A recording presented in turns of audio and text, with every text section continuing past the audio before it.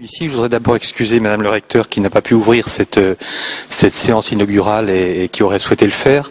Vous remercier déjà d'être nombreux parce que c'est un coup d'essai, mais je ne sais pas si c'est un coup de maître. En tout cas, c'est une réussite puisque à peine 2 jours après l'ouverture du site d'inscription, on était saturé, on avait une liste d'attente. Donc c'est pour ça que je dis que tout le monde n'est pas là puisqu'il y a encore quelques sièges vides. Alors le CRDP de Poitou-Charentes, vous le connaissez, c'est d'abord un lieu de ressources aussi bien physique que virtuel et c'est un lieu de prêt, de vente, de consultation sur place. C'est un lieu qui devient de plus en plus un lieu de formation, puisqu'on accueille de plus en plus de formations ici. Donc lieu de ressources, lieu de formation, il nous semblait qu'il manquait un pied au triptyque, et on s'est dit que ça pouvait être intéressant, en lien avec le rectorat et les corps d'inspection, d'organiser un lieu de débat et d'échange sur les questions d'éducation. C'est comme ça que le cycle questions d'éducation est né. Il commence aujourd'hui. Donc c'est un partenariat avec le rectorat. Moi je pense qu'on pourra l'étendre d'ailleurs à des partenariats peut-être avec l'université. Ce serait extrêmement intéressant de pouvoir avoir un lieu où un débat vivant est organisé régulièrement. Donc c'est je dirais un format qui va se répéter à chaque fois. Celui d'aujourd'hui n'est pas totalement achevé dans sa forme définitive. L'idée, c'est d'avoir dans la journée une conférence, donc un intervenant, et on présentera Roland Viot dans un instant, un intervenant universitaire donc qui vient donner une conférence pour les professionnels. Donc premier temps, une conférence pour les professionnels. Deuxième temps, un enregistrement de podcast avec l'intervenant, podcast qui seront mis en ligne et téléchargeables bien entendu. Alors les podcasts seront organisés toujours de la même façon. 4 questions et l'intervenant a 2 minutes pour répondre à chaque question. Je vous donne les questions qui ont été posées à Roland Viot cet après-midi. Qu'est-ce que la motivation? Qu'est-ce qu'un élève motivé? L'école peut-elle être démotivante? Et puis on lui a demandé de donner 3 pistes pour remotiver les élèves et pourquoi pas les professeurs. Troisième temps de ce cycle, c'est une conférence grand public sur la même thématique en soirée, donc pour notamment les parents d'élèves, et on va travailler là avec les associations. Un 4e temps, mais qui est presque en amont de la conférence, c'est un enrichissement par une bibliographie sélective qui est téléchargeable sur le site donc des conférences, et puis une table de librairie qui est juste à côté, qui vous permet de voir un petit peu l'édition nationale sur la thématique portée par Roland Viot aujourd'hui sur la motivation et notamment avec un de ses derniers ouvrages. Et puis enfin, une rediffusion en ligne de la conférence de cet après-midi et puis des podcasts également dès demain. Il y aura donc d'autres conférences sur le même format. Donc le 11 janvier, une conférence de Jean-Pierre Terrail, sociologue à l'université de Versailles-Saint-Quentin en Yvelines, sur mieux comprendre le public scolaire en difficulté. Le 21 mars, une intervention d'Elisabeth Bautier, psycholinguiste à Paris 8, sur les évolutions récentes de l'école et en quoi ces évolutions récentes permettent-elles à tous les élèves d'apprendre. En juin 2012, sans doute une conférence sur mémoire et apprentissage par Michel Fayol, qui est professeur à l'université de Clermont-Ferrand. Donc vous voyez, il y aura un programme important. Et en parallèle de ça, on va organiser des conférences également pour les professeurs des écoles et professeurs des collèges et lycées en formation initiale, donc en relation avec le rectorat, et qui seront cette fois-ci organisées en visioconférence sur l'ensemble de l'académie, donc avec des rediffusions sur les centres départementaux de documentation pédagogique. Et ces conférences tourneront sur chaque département de manière à ce que dans chaque lieu, il y ait une conférence physique. Alors il est temps maintenant d'accueillir Roland Viot, surtout de le remercier pour ouvrir ce cycle finalement, un peu malgré lui, mais c'est très bien ainsi. Il est venu ce matin travailler avec le groupe Apprendre aujourd'hui de l'Académie pour éclairer leurs réflexions sur les questions de la motivation. Roland Viot est professeur à la faculté d'éducation de Sherbrooke au Canada, donc on est très content de le recevoir. Et ses enseignements ont pour thématique globalement l'apprentissage, je dirais, et depuis 30 ans, ses recherches portent sur les caractéristiques individuelles des élèves, et il est auteur notamment de la motivation en contexte scolaire. Une des originalités de ses dernières recherches, elle tient à le signaler, et peut-être qu'il nous en parlera un peu, c'est de s'intéresser à la question de la motivation chez les grands chercheurs, et notamment de définir les déterminants de la motivation chez ces grands chercheurs, et puis de se poser peut-être une question, pourquoi bon nombre de ces chercheurs ont détesté l'école. Et ce travail est presque une recherche-action, puisque les conclusions de ces travaux sont réutilisées notamment dans la formation des enseignants-chercheurs à l'université. Donc cet après-midi, on a sollicité Roland Viau pour intervenir sur la question de la motivation à apprendre et bien de se poser ces questions de motivation qui souvent nous interrogent chez nos élèves. Pourquoi sont-ils motivés? Pourquoi ne le sont-ils pas? Pourquoi certains le sont et pourquoi d'autres ne le sont pas? Est-ce que finalement, dans nos manières d'enseigner et dans l'école d'une manière générale, est-ce que l'école peut faire quelque chose contre ou pour la motivation des élèves pour leur permettre de mieux apprendre? Voilà. Merci. Merci, Monsieur le Directeur. Je vous remercie d'être là aujourd'hui, cet après-midi. Je sais que pour vous, en principe, c'est un après-midi de pause par rapport à votre enseignement. Je pense m'adresser à une grande majorité d'enseignants. Je pense que je ne me trompe pas. Hein? Bon, alors merci beaucoup d'être là, puis aussi merci de me recevoir dans une place extraordinairement belle. On n'a pas ça chez nous. Je n'ai jamais donné une conférence dans une chapelle comme ça, qui est d'ailleurs très belle, très bien rénovée. Alors, je pense qu'on va passer un bon après-midi ensemble. Avant de débuter, on m'a dit que je pouvais compter sur à peu près 60 minutes de présentation. Alors, j'ai du matériel pour 60 minutes. Et par la suite, si vous voulez bien, on va entreprendre l'échange. Alors, je m'attends de votre part des questions, peut-être même des remarques, des doutes par rapport à ce que je vais présenter. Ça a beaucoup de sens, puisqu'on a deux cultures quand même un peu différentes, semblables, mais quand même un peu différentes. Alors, j'aimerais ça que vous vous sentiez très, très à l'aise dans vos commentaires et dans vos questions. Une petite anecdote, je rapportais à certains de vos collègues un matin que j'ai eu le très grand privilège de donner une conférence au Japon, à l'Université de Tokyo, il y a 7-8 mois. Et quand est arrivée la période de questions, j'ai eu aucune question. Mais alors, aucune question. Et on m'a expliqué par la suite que dans ce pays-là, on ne questionne pas le professeur. Alors, je ne pense pas que ce soit le cas en France, du moins. Alors, tout ça pour vous dire, lorsqu'arrivera la période de questions, j'aimerais avoir votre avis et vos questions, ça me ferait un très grand plaisir. Voilà, le titre de la conférence, c'est la motivation à apprendre, mieux comprendre pour mieux agir. Alors, il est question ici de motivation à apprendre. Alors, pour moi, c'est important. Parce que au Québec, souvent, on parle de motivation plutôt à réussir, motivation à persévérer, motivation à rester à l'école. Ce sont toutes, bien sûr, des motivations très liées. Mais ce dont on va parler cet après-midi, c'est vraiment la motivation à apprendre en classe. Première chose, j'ai toujours pensé, moi, que pour agir, il faut comprendre avant. Alors, ce qu'on va faire, c'est qu'on va prendre une petite partie de la présentation de la conférence, puis on va essayer de comprendre la motivation des élèves, de vos élèves, et aussi d'essayer de comprendre pourquoi certains sont démotivés. Autre chose qui est peut-être importante à mon avis, c'est cette petite citation. Pour apprendre, il faut le pouvoir, le vouloir et avoir l'opportunité. Ce sont les conditions essentielles. Sans ces trois conditions, je pense que nos élèves n'apprendraient pas. J'ai mis cette citation-là au départ parce que cet après-midi, nous allons parler du vouloir apprendre, c'est-à-dire la motivation, bien sûr. Mais il faudra ne pas oublier qu'il faut que nos élèves puissent apprendre, ont les capacités, ont les stratégies pour apprendre. C'est une condition aussi essentielle que la motivation. Et il faut qu'ils aient l'opportunité aussi. L'opportunité, ce sont les enseignants qui vont l'offrir. Ils vont créer un environnement pédagogique propice à l'apprentissage, propice à la motivation. Et on va essayer, dans le courant de l'après-midi, de voir comment est-ce qu'ils peuvent le faire. Voilà. Alors, les objectifs simples, nous en avons deux cet après-midi. D'abord, on va essayer de réfléchir sur la motivation à apprendre des élèves à l'école. Réfléchir, donc se pencher sur les problèmes de motivation, bien sûr, mais aussi sur ceux qui maintiennent leur motivation. C'est comme chez nous, je travaille beaucoup avec les enseignants d'exercice. Ça oscille un petit peu, hein, le micro, non? Ça va aller? D'accord. Alors, les enseignants avec qui je travaille souvent me disent mes élèves sont démotivés. Point.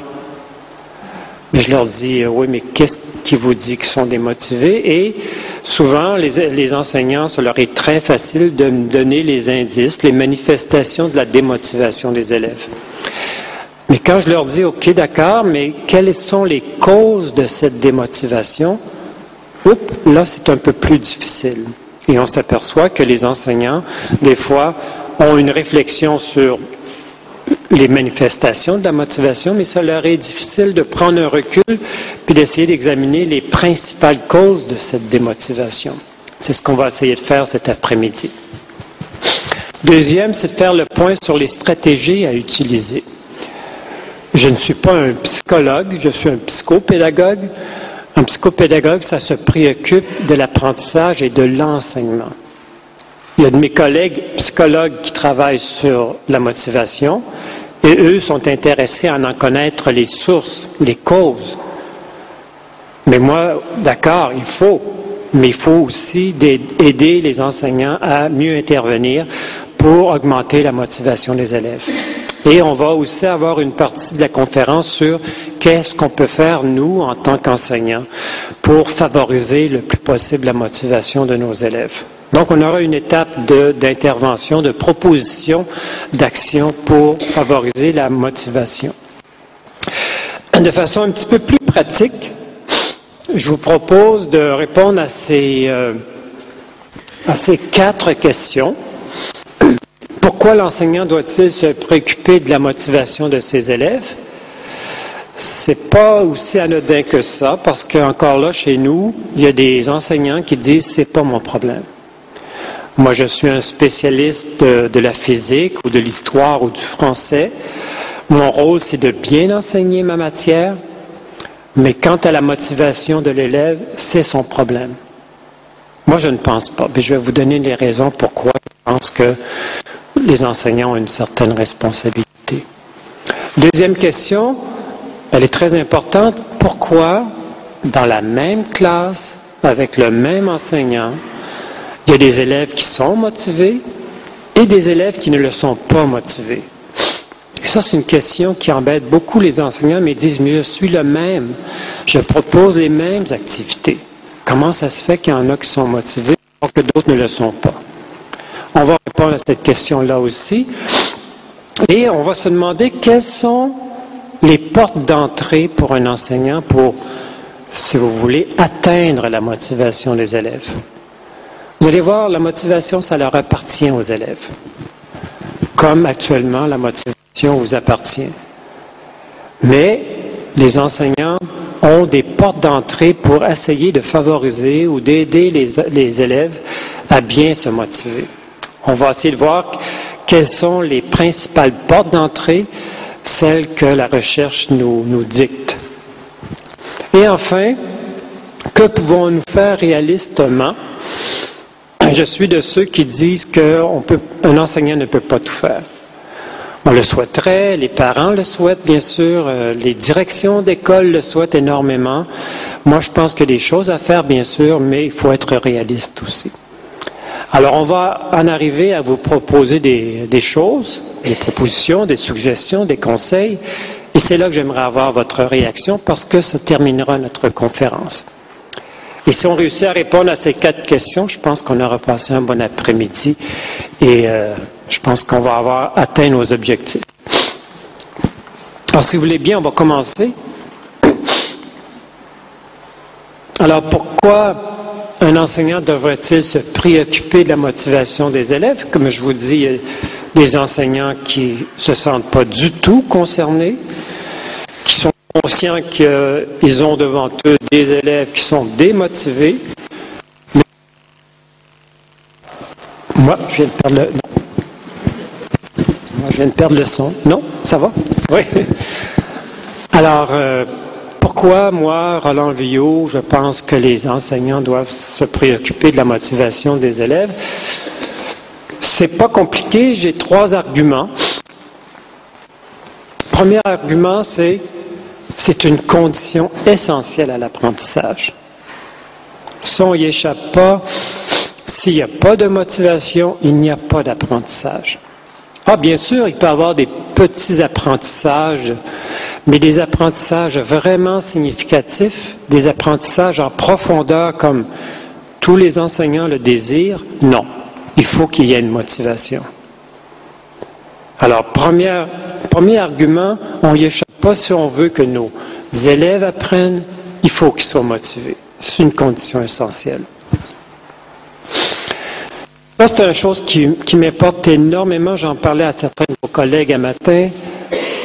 Dans bien des cas, je pourrais même dire dans beaucoup et dans la majorité des cas, l'enseignant est rendu dans la société le seul modèle d'apprenant que des enfants, des ados peuvent voir. Ce que je veux dire par là, c'est que regardez, examinez la télévision, qu'elle soit française, canadienne ou américaine, on reçoit tellement de choses des États-Unis. Il est très, très, très, très rare de voir des gens qui apprennent et surtout des gens qui prennent plaisir à apprendre. Lorsqu'on se retrouve avec des téléséries ou des films où on est dans les écoles, c'est toujours des problèmes qu'on voit. Et c'est très, très rare qu'on voit des enseignants, des adultes apprendre. Même chose, les enfants, les adolescents vont très rarement voir leurs parents à la maison apprendre. Et surtout, prendre plaisir à apprendre. Les parents arrivent du travail, souvent fatigués. Ils vont dire, bien sûr, à leurs enfants, apprends, c'est important dans la vie, il est important d'apprendre, etc. Mais le dire n'est pas le démontrer. Et si on veut être un modèle, il faut bien sûr dire, apprenez, c'est intéressant, mais il faut surtout le montrer aux gens. Il faut surtout le montrer aux enfants. Et c'est ça, être un modèle. J'avais un exemple que je citais encore un matin. Je me suis retrouvé à un moment donné, il y a quelques années, devant une trentaine d'enseignants en français et qui me questionnaient sur ça. Ils me disent, on lit des modèles, on n'arrête pas de dire à nos élèves que c'est très important la littérature, que c'est passionnant les romans, etc., etc. Et à un moment donné, je me suis retrouvé devant eux, je dis d'accord, je dis alors, soyez sincères, quels sont ceux et quelles sont celles parmi vous qui arrivez dans votre classe avec le roman, votre roman chevet, votre roman préféré? J'ai eu seulement 3-4 enseignants qui ont levé la main. Alors, je leur ai dit, mais alors, ils vous voient avec quel livre entre les mains? Ils nous voient avec les manuels, avec les cahiers d'exercice. Bien, c'est ça, l'image que vous envoyez et que vous ne voulez pas envoyer, mais que vous envoyez vraiment, c'est que le français, votre matière, c'est quoi? Ce sont des manuels et des cahiers d'exercice. Et moi, je pense qu'il faut repenser, qu'on soit professeur de physique, qu'on soit professeur de géographie, d'histoire, de français, il faut bien sûr démontrer sa passion de sa matière. C'est un must. Mais il faut aussi montrer aux élèves qu'apprendre, c'est agréable et ça peut devenir même passionnant.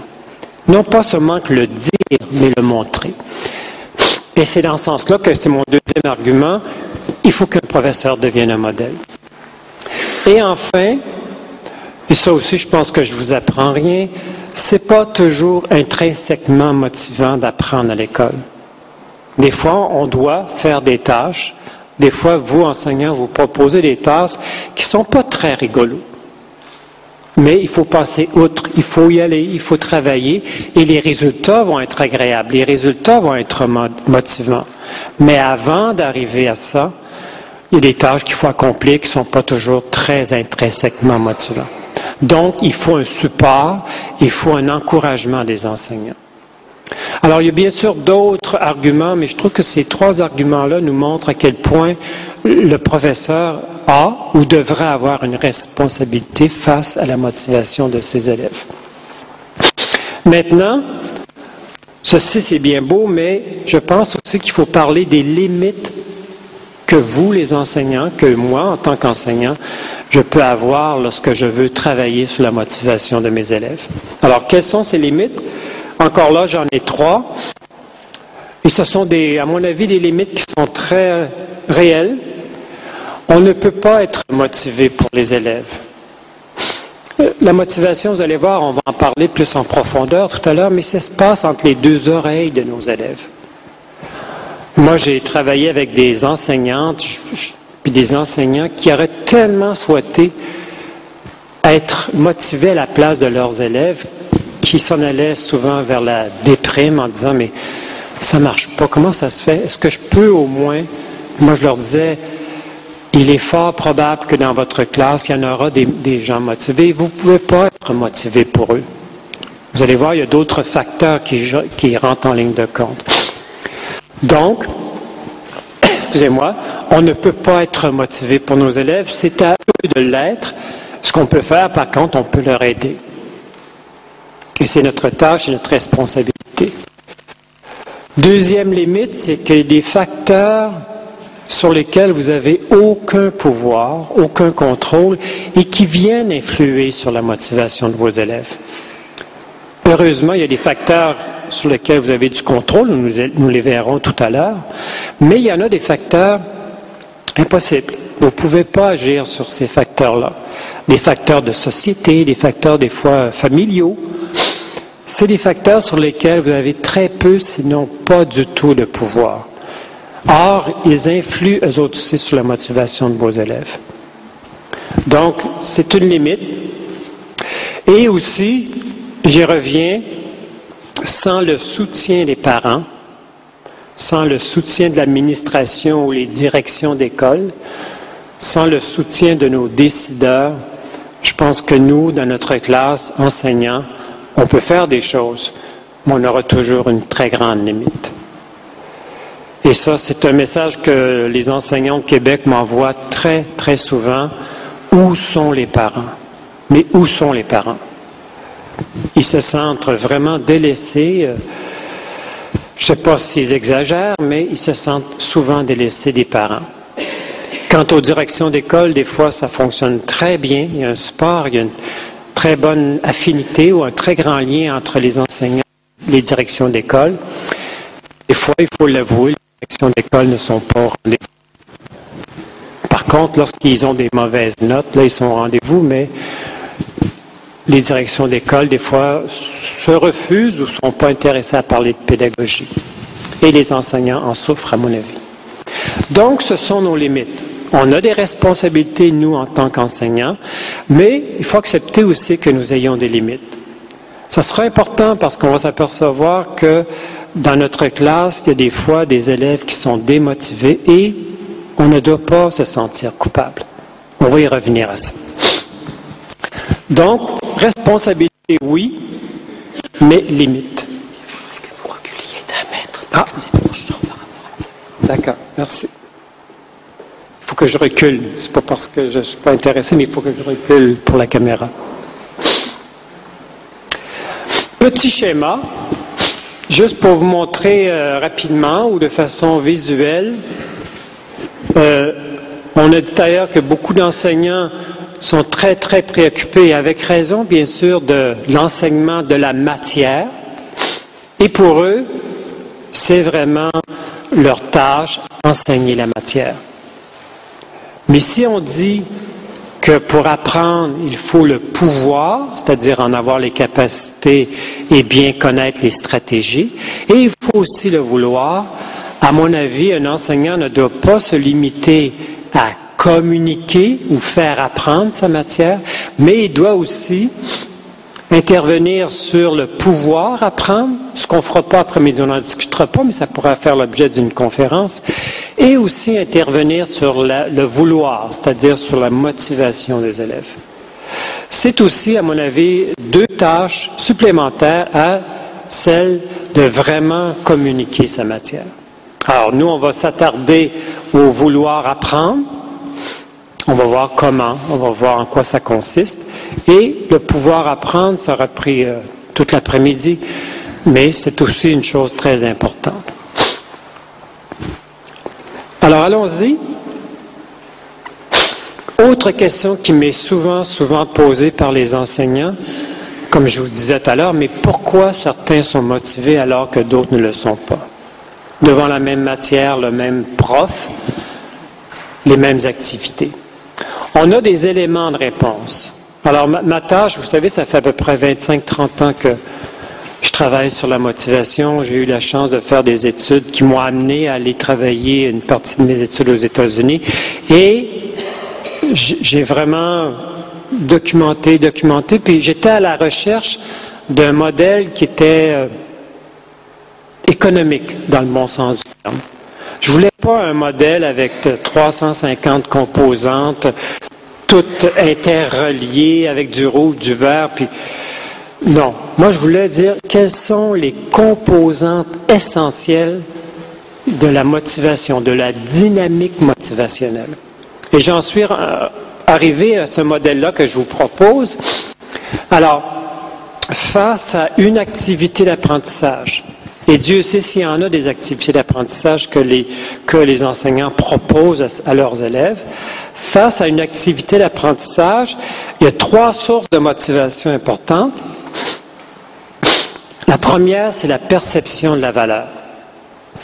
Un élève, un étudiant, va se demander, souvent inconsciemment, mais va se demander, est-ce important ce que l'enseignant me demande de faire? Et s'il n'est pas capable de répondre oui, on peut commencer à comprendre qu'il y a un problème de motivation.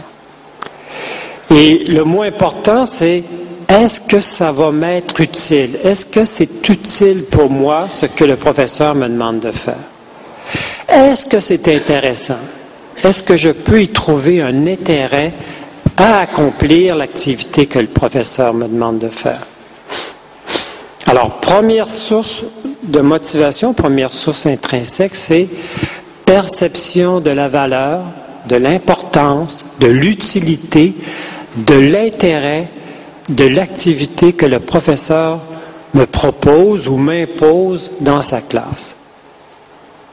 Et vous allez voir, c'est une source très importante. Souvent, surtout au collégial ou au lycée, les élèves vont dire « Mais pourquoi je devrais faire ça? Voulez-vous bien me dire à quoi ça va me servir de faire ça? Voulez-vous bien me dire à quoi ça va me servir de faire de la trigonométrie dans la vie? » Quand les élèves posent ce genre de questions-là, c'est qu'ils ont une perception de la valeur faible. Et il faut travailler là-dessus. Comment? On verra tout à l'heure. Deuxième source de motivation, perception de la compétence. Encore là, les élèves ne vous le diront pas, mais les élèves, face à une activité à accomplir, vont se demander, est-ce que je suis capable de réaliser ce que le prof me demande de faire? Cette fameuse perception de sa compétence, c'est pas tout à fait comme l'estime de soi, mais bon, on n'aura pas le temps d'y voir la nuance, mais on pourra la faire si ça vous intéresse à travers les questions de tout à l'heure. Mais la perception de sa compétence, nous-mêmes, on est confrontés à ça. Je peux vous le dire, moi j'ai une anecdote, et durant des années, j'ai resté au pied on appelle ça le mont Offord, qui est un mont qui est très bon pour le ski. Alors, j'ai jamais mis des skis dans mes pieds. Jamais. Et pourtant, un de mes bons amis était l'instructeur en chef qui a tout fait pour que je fasse du ski. Mais je trouvais 1001 raisons pour ne pas en faire. Genre, je suis frileux, j'ai pas d'équipement. Mais dans le fond, c'était ma perception de ma compétence qui était faible.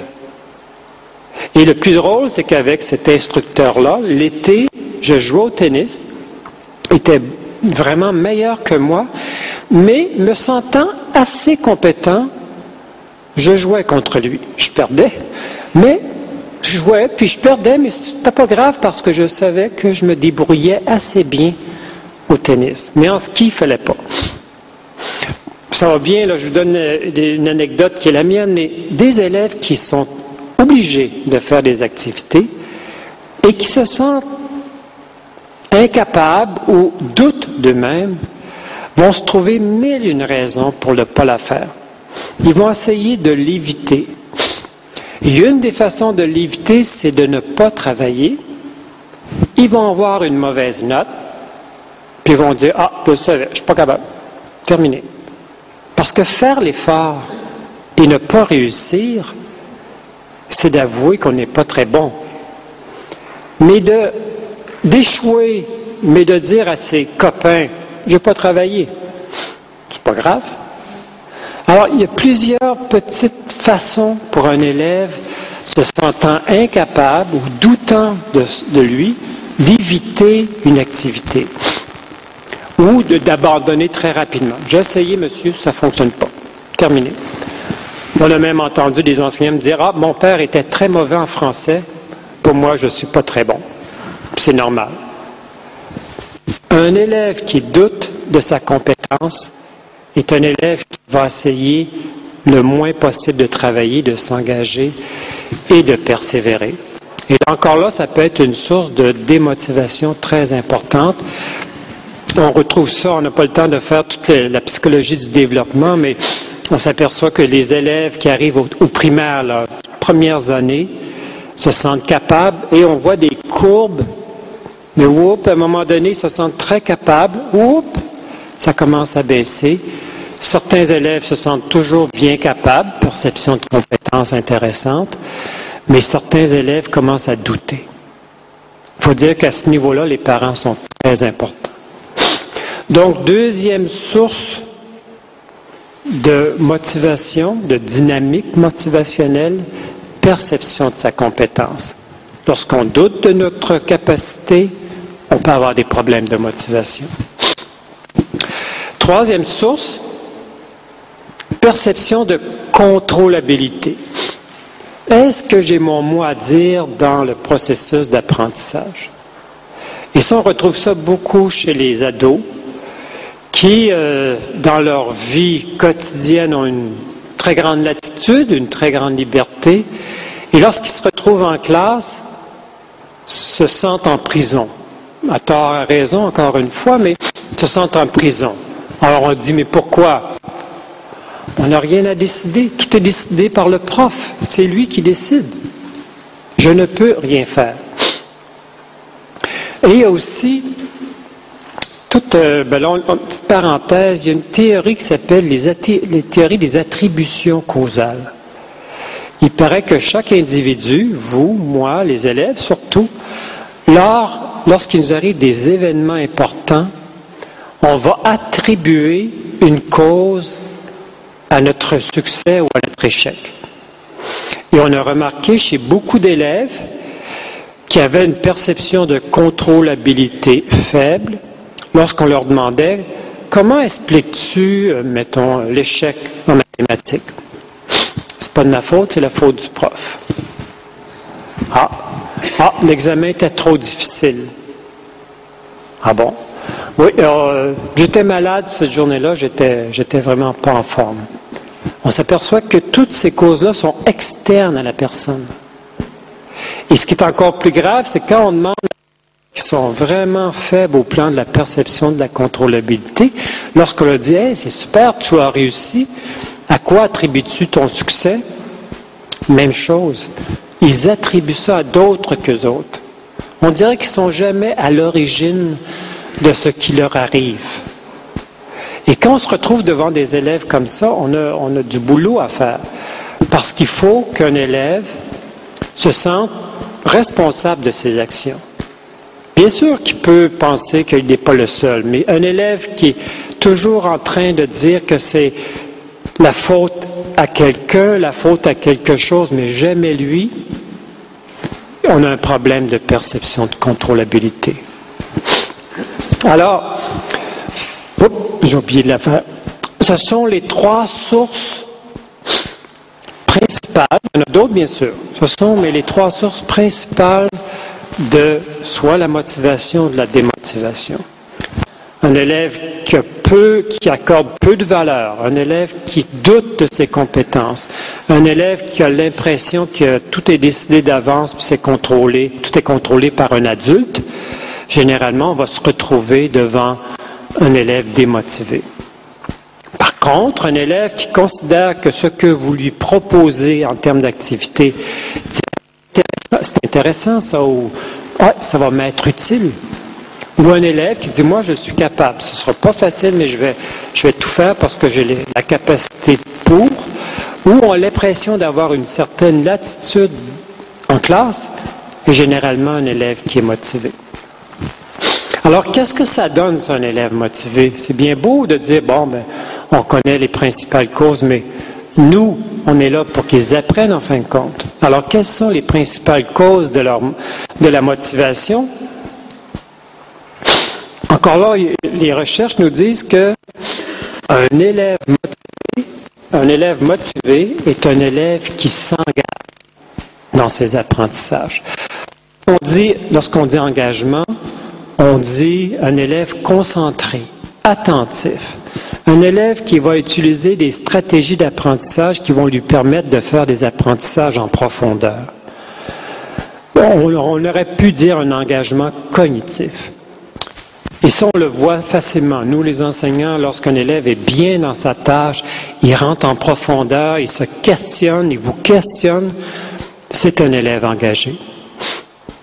Et lorsqu'on parle de persévérance, la deuxième conséquence de la motivation, là, on parle du temps consacré à l'apprentissage. Un élève motivé, c'est un élève qui va consacrer du temps. C'est ce qu'on souhaite. C'est un élève qui n'abandonnera pas à la première tentative. Il va continuer, il va persévérer. Et ça, c'est intéressant parce qu'un élève qui s'engage, qui a des bonnes stratégies, qui les utilise, un élève qui persévère, généralement, il y a de fortes chances que c'est un élève qui va apprendre, qui va réussir. Et la petite flèche est importante parce que lorsqu'on apprend, on a constaté que les fameuses perceptions qui sont à l'origine de la dynamique motivationnelle augmentent. Plus on apprend, plus on s'aperçoit que c'est intéressant et utile, plus on se sent capable, perception de sa compétence, et plus on a l'impression qu'on a de la latitude dans le cours. Ça, on dit que la roue tourne du bon côté. On appelle ça une dynamique motivationnelle fonctionnelle. C'est ce que tous les enseignants rêvent.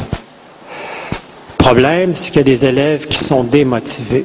Alors, une des sources de motivation fait défaut, est à l'état zéro, quoique c'est rare, mais est à l'état zéro. Je ne vois aucune utilité ou aucun intérêt à faire ce que le prof me demande. Ça a pour conséquence que l'engagement n'est pas au rendez-vous. L'élève va utiliser ce qu'on appelle des stratégies d'évitement et non pas d'apprentissage. Il va tout faire pour ne rien faire. Il va trouver 1001 raisons, stratégie d'évitement. Il ne persistera pas, ne persévérera pas. Il va essayer, bon, ça ne marche pas, j'arrête. Donc, aucune persévérance. Et un élève qui ne s'engage pas, qui ne persévère pas, est généralement un élève qui ne réussit pas, qui n'apprend pas. Et ça a des conséquences sur les perceptions. Cette fois-là, les perceptions sont à la baisse. Et là, on parle de dynamique motivationnelle dysfonctionnelle. La roue tourne du mauvais côté. Et ça arrive à certains de nos étudiants. Donc, je reviens. Oh, comment ça fait que je perds ça, moi? Bon. Alors, la question, on est rendu à la deuxième question de la conférence. Pourquoi certains élèves sont motivés alors que d'autres ne le sont pas? Un élève motivé, je me répète, mais je pense que c'est important, c'est un élève qui va trouver les activités que vous leur proposez intéressantes et utiles. C'est un élève qui va se sentir capable de faire ce que vous leur demandez de faire. Et c'est un élève aussi qui a l'impression d'avoir un certain contrôle sur le déroulement de son apprentissage. Là, on a un élève motivé, généralement, très, très, très généralement. Et on retrouve ces genres d'élèves-là dans nos classes. Par contre, on retrouve aussi des élèves qui sont démotivés. En quoi ça consiste? D'abord, il considère que les activités lui sont proposées sont inutiles ou inintéressantes. Il se sent incapable de faire ce que vous leur demandez et il a l'impression qu'il n'y a aucune responsabilité dans sa démarche d'apprentissage. Et là, on a des élèves démotivés. Donc, je me résume, par rapport à la même activité, compte tenu de ces fameuses 3 perceptions-là, on a la même activité. Mais c'est une question de perception. Et une perception, vous savez comme moi, c'est subjectif, c'est personnel, ça nous vient de notre histoire. Et vous pourriez examiner vos élèves démotivés et il y a des très, très grandes chances que vous pourriez pointer du doigt une de ces 3 sources-là, puis peut-être 2, en disant, oui, cette personne-là est démotivée parce que c'est une personne qui doute d'elle-même. C'est une personne qui est démotivée parce que vraiment, il se demande à quoi qu'est-ce que ça donne de faire ce que je lui demande. Alors, nous avons là des éléments de réponse à la question, pourquoi certains élèves sont-ils motivés alors que d'autres ne le sont pas? Alors, s'il y a des questions, gênez-vous pas, prenez-les en note et on pourra revenir là-dessus. Bon, on connaît un petit peu la dynamique motivationnelle. Moi, en tant que prof, moi, en tant qu'enseignant, qu'est-ce que je peux faire maintenant pour aider mes élèves, mes étudiants, à avoir des perceptions, ces fameuses 3 perceptions-là, à avoir des perceptions positives? Alors, ce qu'on vient de voir, c'est la dynamique motivationnelle de l'élève. C'est comme si nous avons fait un genre de zoom-in, au microscope, on a vu comment ça fonctionnait à l'intérieur. Ça, c'est intrinsèque, c'est ce qui se passe entre les 2 oreilles de l'élève. Maintenant, ce qu'on va voir, c'est quels sont les facteurs externes qui agissent sur cette dynamique qui est intrinsèque.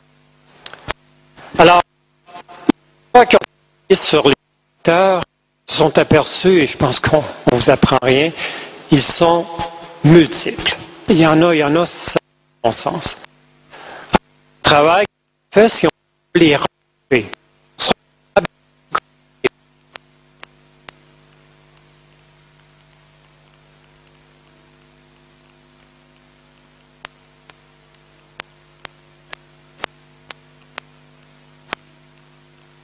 Non. Oui, c'est mieux. Désolé. Alors, ce qu'on a fait, c'est on a regroupé les facteurs en catégories pour essayer de voir encore mieux comment ça se déroulait. Alors, première catégorie, on a appelé ça les facteurs relatifs à l'élève. Alors, il y en a une multiple. Ses caractéristiques individuelles, ses attentes, ses capacités, ses intérêts personnels. On pourrait en rajouter. Et il y a aussi beaucoup des facteurs relatifs à son environnement familial. Et là, il y a des gens qui ont fait de la recherche là-dedans, surtout aux États-Unis. C'était très intéressant. Par exemple, il y a eu des recherches dans quelle mesure des valeurs religieuses dans les familles venaient influencer la motivation des élèves en classe. Quelles sont les valeurs que les parents devaient véhiculer pour que les élèves puissent, d'une part, rester à l'école, puis deuxièmement, apprendre? Alors, il y a une série de recherches qui ont été faites là-dessus, qui sont intéressantes, mais ce n'est pas notre propos aujourd'hui. Donc, premier facteur relatif à l'élève, il y en a une foule. Première catégorie. Deuxième catégorie, facteurs relatifs à la société. Alors, toutes les valeurs d'une société, j'ai eu la chance, comme je vous ai dit tout à l'heure, d'aller vivre aux États-Unis durant mes études, au Canada, en France. Je connais la France. Il y a longtemps, j'étais venu travailler 1 an ici. Et je me suis aperçu facilement, et c'est facile de voir à quel point, face à la scolarisation, nos sociétés, nous avons des valeurs différentes. Et ça amène inévitablement les élèves à saisir ça et à être influencés au plan motivationnel. Au niveau de la société, on pourra aussi apporter la culture, toute cette culture numérique qui s'installe de façon fulgurante, foudroyante. Dans quelle mesure ça va avoir un impact sur l'école? Il va en avoir un, sûrement, c'est inévitable. Et comment on doit suivre? De quelle façon? Mais c'est la société, ça, qui amène tous ces objets, ces outils, ces façons de se promener par le net à travers le monde. Quel impact que ça a sur la motivation de nos élèves lorsque je lui demande de travailler durant 1 heure sur un projet de mathématiques? Alors qu'ils n'arrêtent pas généralement. Je disais à vos collègues, ils ont des pouces très musclés. Hein, nos enfants, c'est incroyable à quel point ça fonctionne comme ça. Alors, ça a une influence certaine sur la dynamique motivationnelle de vos élèves en classe. On ne peut pas y échapper. Il y a aussi une autre catégorie, facteurs relatifs à l'école. Vous enseignez dans une classe, mais la classe est dans une école. Puis une école, ça a ses règlements, ça a ses projets, ça a ses projets pédagogiques, comme on dit chez nous au Québec. Ça a aussi, des fois, l'école propose des activités extrascolaires. Et on a aussi examiné à quel point les activités extrascolaires pouvaient influencer la dynamique motivationnelle des élèves. On l'a examiné, ça. Donc, l'école, il y a une série de facteurs qu'on peut regrouper sur l'école et qui nous amènent effectivement à s'apercevoir que même dans une classe, l'école a une influence. Ça, je ne comprends pas ça que je perds, par exemple.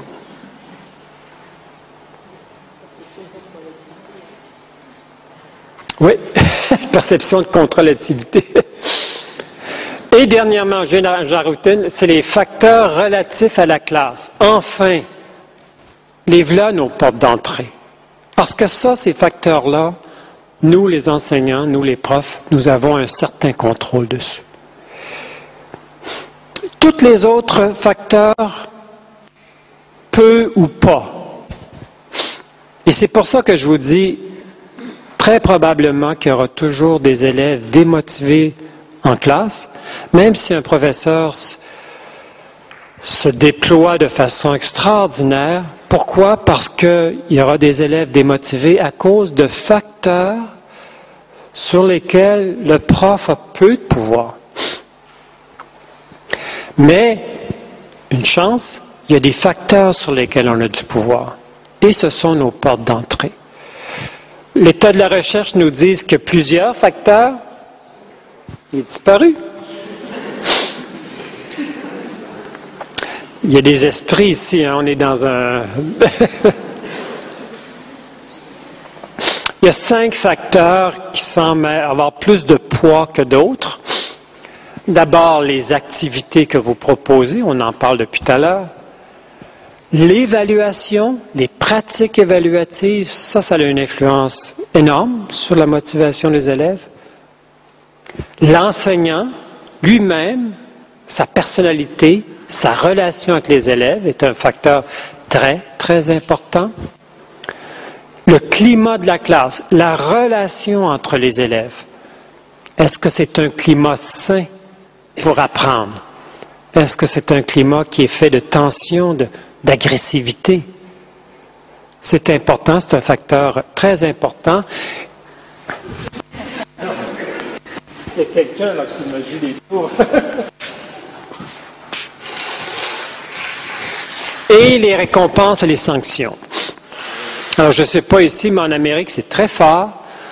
Surtout au primaire, on pense, nous autres, que plus on va récompenser les enfants, plus ils vont apprendre, plus ils vont être motivés. Et il faut des nuances, on pourra en parler tout à l'heure, mais avec nuances. Mais nous, on est très fort sur les récompenses et les sanctions.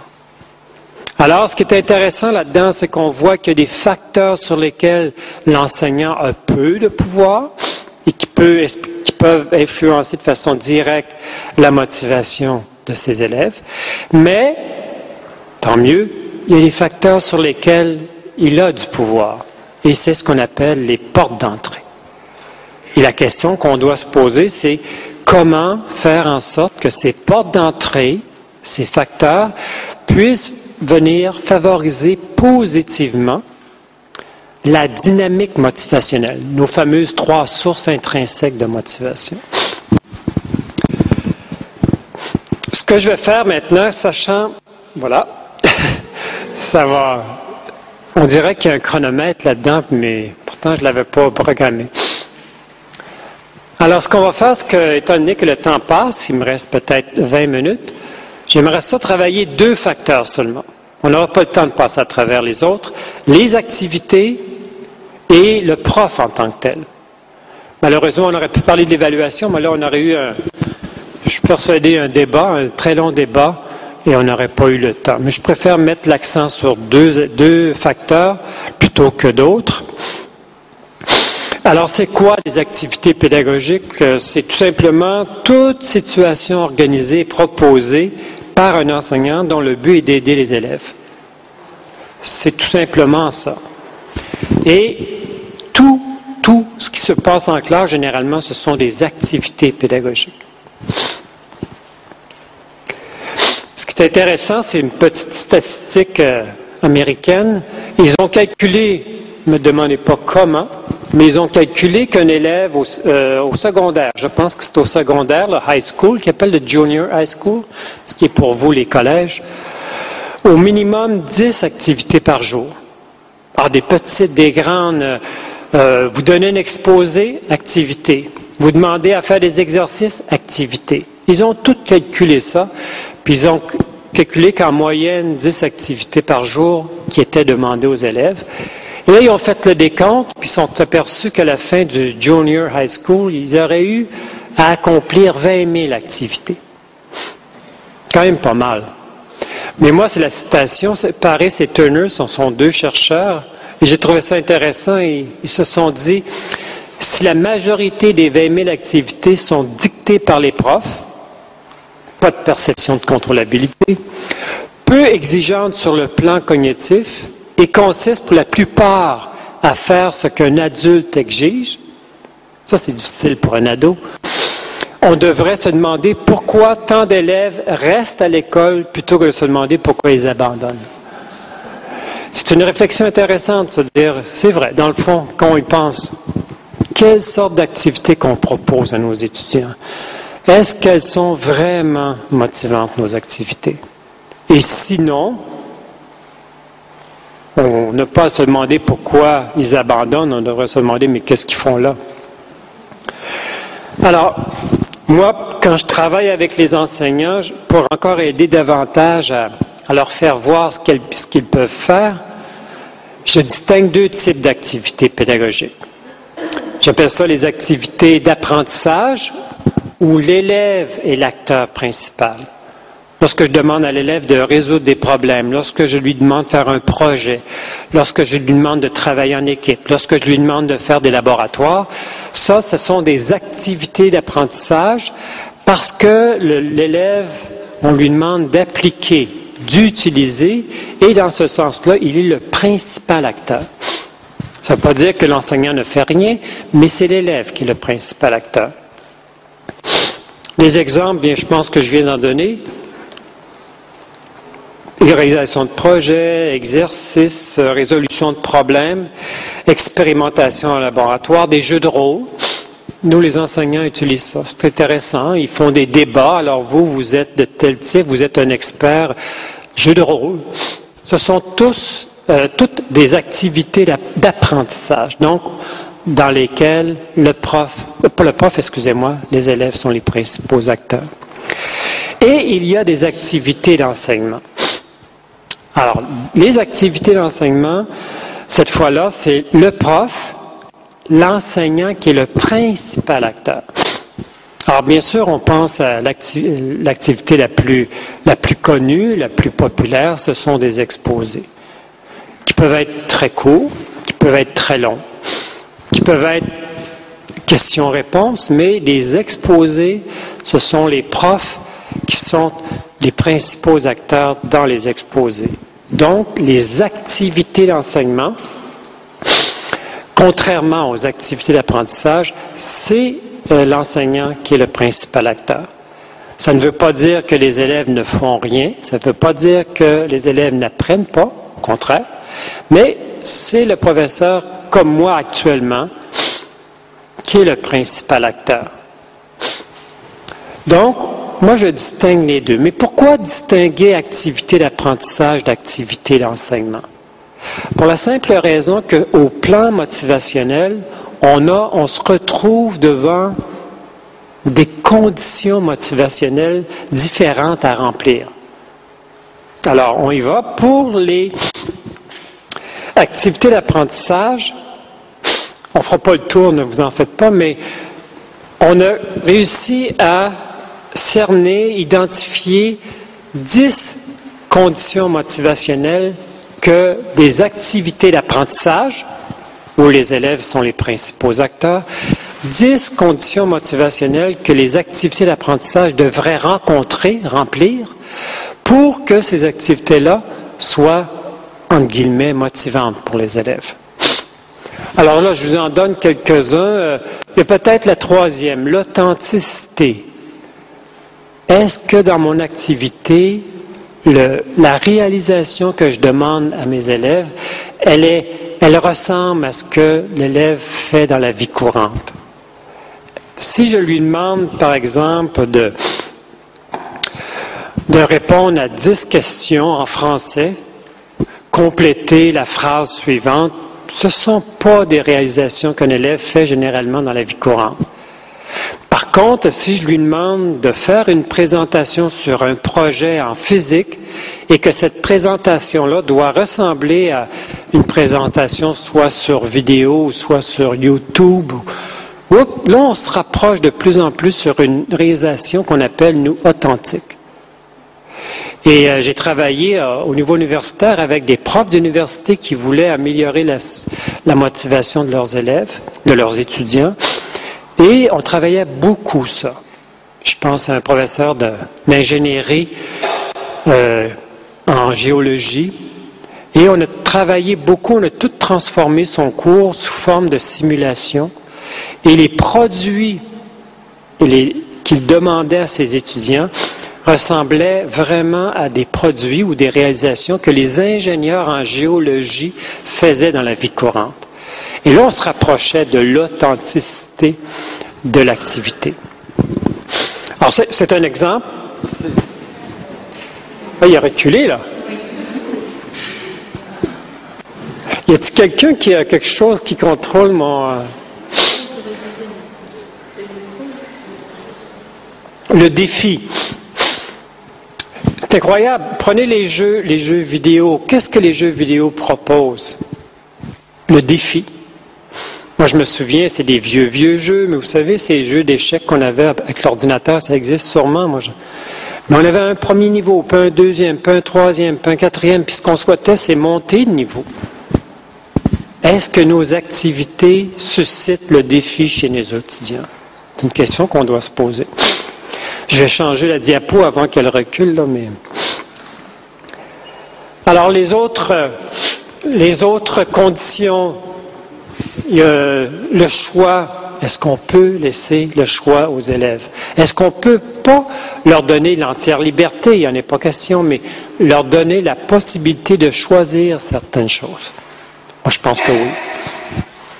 La collaboration entre eux, le caractère interdisciplinaire. Est-ce qu'on peut faire entrer en jeu plusieurs matières disciplines? Est-ce qu'on ne peut pas travailler avec des collègues qui enseignent d'autres matières puis proposer un projet commun dans lequel on retrouvera des mathématiques, des français, la géographie? Et là, l'étudiant voit vraiment la signifiance. Il voit l'utilité, l'intérêt. La diversité, est-ce que je propose tous les matins la même chose? Une série d'exercices, je vous donne 45 minutes, vous devez faire 10 exercices, je vais passer à travers les rangs, puis si vous avez besoin d'aide, faites-moi signe. Si c'est comme ça tous les matins, la motivation ne sera pas au rendez-vous. Un déroulement réaliste. Quand il y a des profs qui disent « Bon, ben là, vous avez 10 minutes, dépêchez-vous, je ramasse les feuilles dans 10 minutes. » C'est pas très réaliste, tout ça, là. Donc, tout ça pour vous dire, on les connaît, les conditions. Est-ce qu'il y en a d'autres? Oui, mais on sait que ces 10 conditions sont importantes à remplir. Avec les enseignants avec qui je travaille, on a 2 modes de travail. Premièrement, il y a une auto-analyse. Excusez-moi. On fait une petite grille avec les 10 conditions. On demande aux enseignants, choisissez une activité qui vous cause problème. Puis jugez vous-même, vous en tant qu'enseignant, dans quelle mesure elle remplit chaque condition. Et ça va bien. Puis souvent, les enseignants disent, bien, ça remplit toutes les conditions. Ah bon? Ben, je dis, on va faire une chose alors. On va faire la grille, mais là, on va le proposer à vos élèves. Alors, quand on a leur accord, c'est pas toujours, mais quand on a l'accord de l'enseignant,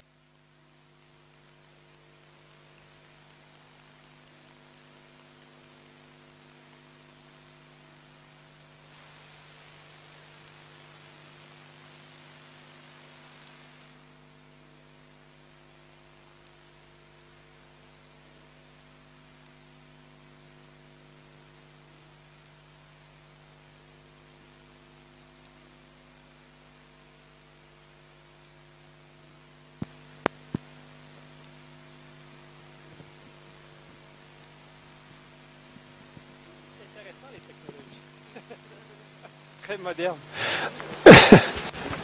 Ce qui est intéressant, c'est que, d'une part, on s'aperçoit que l'activité que les enseignants proposent ont déjà rempli des conditions, mais on est capable de cibler les conditions sur lesquelles travailler.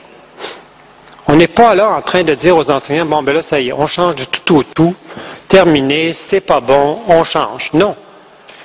Généralement, les enseignants font du bon boulot, je le crois sincèrement. Généralement, les activités sont intéressantes, mais elles sont à améliorer. Et là, nous avons un cadre, des conditions, des critères qui nous permettent de le faire. Oh, on n'a pas bougé. Je vais faire du chemin, je vais parler ça. Ça, c'est pour les activités d'apprentissage. Bon. Pour les activités d'enseignement, lorsque je donne un exposé, et moi je pense que dans certains cas, c'est nécessaire.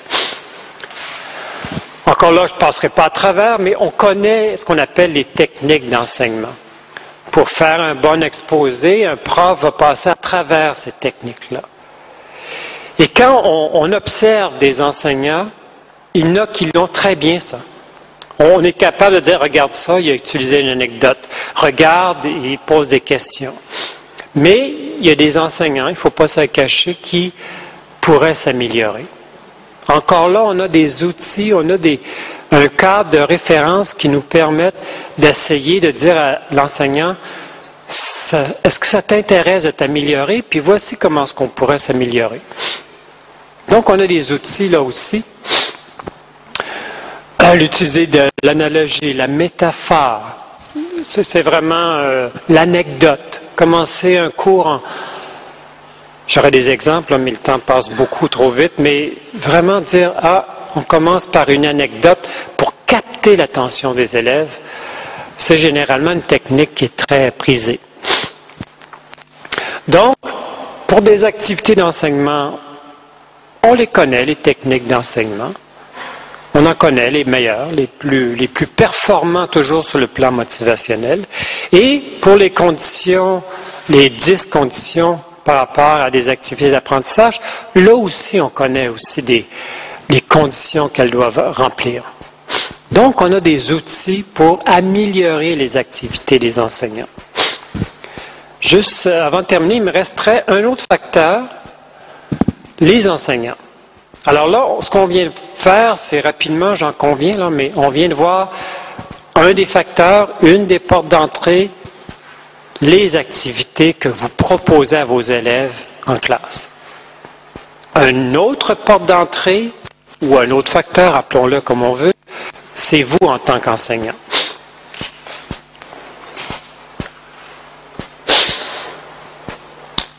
On n'y échappe pas.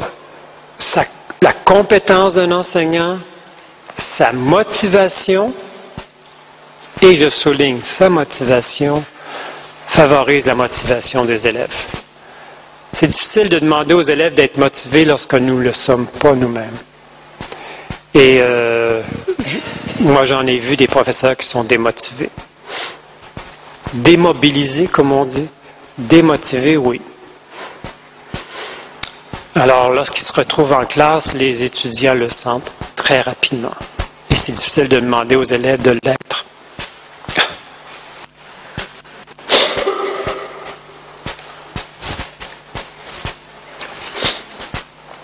Les recherches nous disent que les enseignants, certains, pas tous, les enseignants peuvent susciter de la démotivation chez les élèves en difficulté d'apprentissage.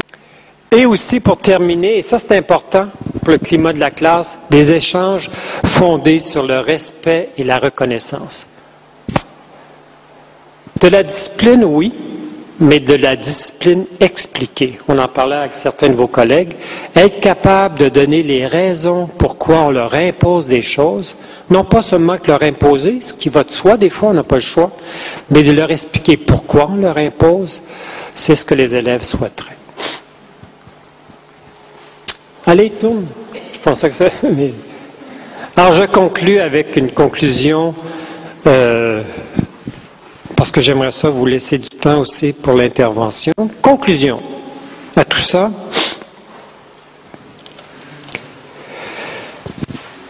On sait maintenant que l'enseignant doit se considérer comme un acteur incontournable. Il a une responsabilité non pas seulement pour augmenter, mais aussi pour maintenir la motivation des élèves qui le sont motivés. Il ne faut pas les oublier, ceux-là, parce qu'ils vont perdre leur motivation. Ça, c'est ce que je pense que c'est important. Deuxième point qu'on devrait se rappeler de la conférence, c'est les enseignants ne peuvent pas être motivés à la place des élèves, c'est à eux de l'être. Ce qu'ils peuvent faire, par contre, c'est de les aider à l'être. On ne peut pas être motivé pour les élèves, mais on peut leur aider. Troisièmement, tout faire ce qui est réalistement possible de faire. Il faut rester dans la zone du réaliste. Moi, je pense qu'il ne faut pas... Puis peut-être que les parents, peut-être les administrateurs scolaires ou nos décideurs politiques nous demandent, nous enseignants, ou demandent aux enseignants tout sur la terre. Moi, je pense qu'il y a des choses réalistes à penser. Assumons-les comme professionnels et je pense qu'on aura assumé notre rôle correctement.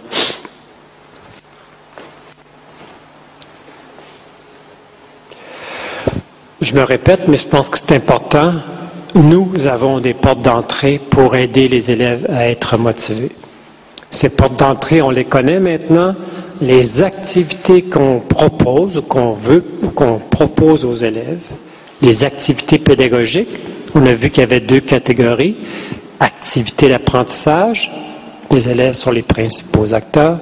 Activités d'enseignement, nous sommes les principaux acteurs, même si nos élèves apprennent. Ça, il n'y a pas de doute là-dessus. Les pratiques évaluatives, malheureusement, on n'a pas eu la chance d'en parler, mais ça aurait pu faire l'objet d'une autre conférence. Est-ce que moi, de la façon que j'évalue mes élèves, ça les motive ou ça les démotive?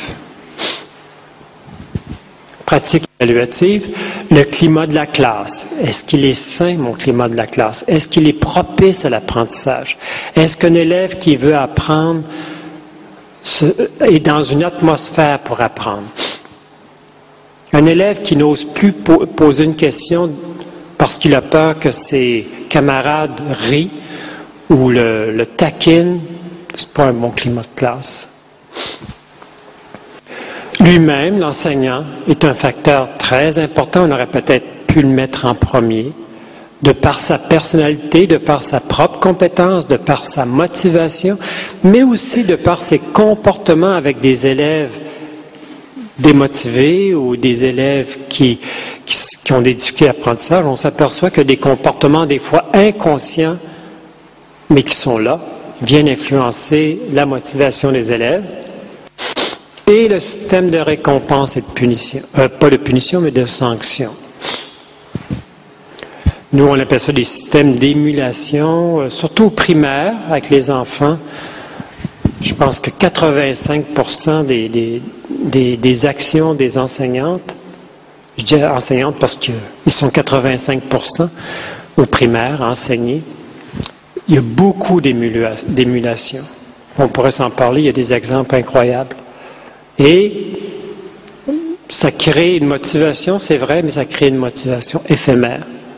Bon, on n'a pas le temps d'en parler, mais c'est important. Enfin, je pense que c'est important de se dire que l'élève veut apprendre des choses, mais qui ont du sens pour lui. Perception de la valeur. Sentir qu'il avance, sentir qu'il apprend. Perception de sa compétence. Une classe agréable et, je dis le terme sécurisé, là, c'est un terme militaire, mais sécurisé pour apprendre. Il veut avoir l'opportunité d'apprendre, mais il veut avoir un environnement propice. Et en fin de compte, il espère avoir le plus possible un mentor et un modèle, son enseignant. Je vous remercie beaucoup. Désolé pour l'animation. Je pensais avoir fait quelque chose de bien, mais je vois qu'il y avait encore des petites embûches. Et maintenant, la parole est à vous. Et on a encore, je ne sais pas vers quelle heure vous comptiez, mais la parole est à vous. J'aimerais avoir votre opinion, vos questions. Ne faites pas comme les étudiants japonais quand même. Oui.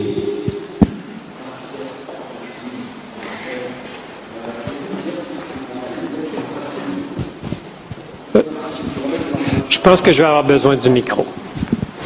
Que pensez-vous des élèves qui procrastinent? La procrastination? Parce que vous en faites, et puis... je suis prof de cuisine et je suis aussi chercheur en sciences d'éducation. Donc je travaille là-dessus. Le fait de remettre au lendemain... Oui, tout à fait. Une conservation de l'estime de soi, mais une projection qui est plus aléatoire. Donc remettre au lendemain est une méthode pour se conserver l'estime de soi et pour continuer à travailler. Donc ce n'est pas une chose négative. Quel est votre avis? Pourquoi faire aujourd'hui ce que je peux faire demain, c'est ça? Le lien avec la motivation, c'est que quelqu'un qui remet toujours, moi je ne dis pas une fois, de temps en temps, je pense que tout le monde le fait, mais un élève qui constamment le fait dans sa classe, moi je pense qu'on est en face d'un problème de motivation. Et la procrastination, comme vous dites, si elle est fréquente, si elle est régulière, est une excellente manifestation d'un problème de motivation. Moi, je le vois comme une manifestation, mais non pas comme une cause, non pas comme une source, comprenez? Si moi j'étais enseignant et que je constatais qu'un de mes élèves était constamment à remettre à demain des choses, je dirais qu'il y a un problème de motivation, et deux, je me dirais, comment est-ce que je peux voir quelle est la source ou la cause de sa démotivation? Parce que faire que le constat d'une procrastination, j'ai pas d'outils pour intervenir. C'est un peu pour ça que je vous ai présenté les trois sources. Les trois sources, ce sont des sources où je peux intervenir. Si je constatais que cet élève qui fait de la procrastination, son problème, c'est une perception de l'utilité, il ne voit pas l'utilité de ce que je lui propose, là, j'ai quelque chose, j'ai une poignée, si vous voulez, j'ai un levier pour aller vraiment travailler cet aspect-là. Alors, tout ça pour vous dire que procrastination, oui, mais procrastination, il faut le voir comme une manifestation d'une démotivation. Mais il faut qu'elle soit fréquente, parce que moi, ça m'arrive des fois de remettre à demain, puis probablement vous, probablement vos collègues. Mais si c'est fréquent, si c'est régulier, si c'est devant des actions ou des travaux importants, on a affaire à un problème, une manifestation.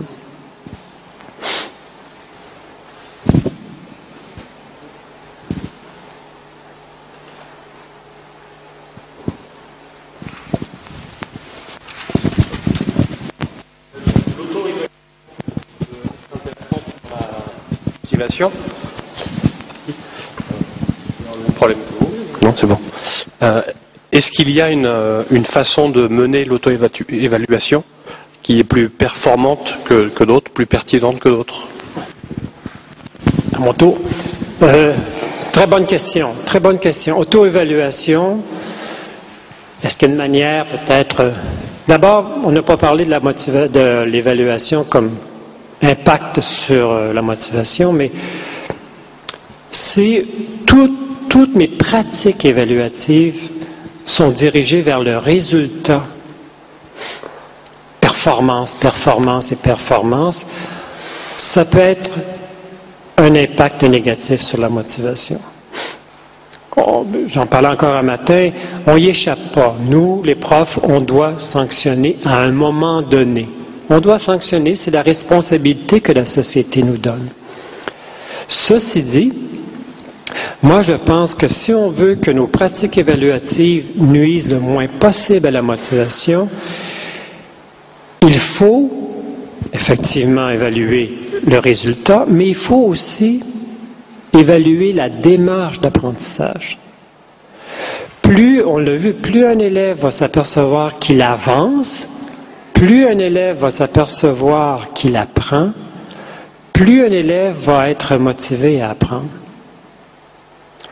Comment évaluer ce processus d'apprentissage? Et là, je reviens à votre première partie de votre question. Moi, je pense que l'auto-évaluation peut être un outil important, à une condition, c'est qu'on lui donne les moyens de s'auto-évaluer, qu'on lui donne des outils appropriés, qu'on lui donne des ressources. J'ai un des enseignants, moi, qui a fait son master dans le cadre de mon cours, puis c'est ça qu'il a fait. Et il s'est développé vraiment un outil pour permettre à l'élève de s'auto-évaluer, c'est-à-dire de se donner des critères. Je ne me souviens pas exactement en quoi consistait la grille, là, ça fait longtemps, mais je me souviens que ça demandait un effort considérable à l'élève parce qu'il devait constamment justifier la note qu'il s'attribuait. Tu t'attribues un 7 sur 10, d'accord, mais pourquoi? Sur quoi te fondes-tu? Montre-moi où tu es parti, où tu as été, où tu es rendu, processus, puis dis-moi dans quelle mesure tu maîtrises ce que tu as appris. Alors, c'était des questions comme ça. Puis quand il m'a montré ça, je disais, c'est incroyable, c'est un travail de réflexion. Puis je me disais, regardons ça, c'est encore de l'apprentissage. Cette auto-évaluation que tu demandes à ton élève, cette grille qu'il doit remplir, ça lui permet à ton élève de prendre un recul, d'examiner les apprentissages qu'il a fait, c'est un peu, et de voir ce qui reste à faire. Donc, pour terminer ma réponse, moi je pense que c'est un excellent outil pour la motivation, mais il faut outiller nos élèves à le faire et non pas leur dire attribuez-vous une note, c'est pas suffisant, alors c'est pas sérieux ça. Alors, je ne sais pas si je réponds à votre question, mais...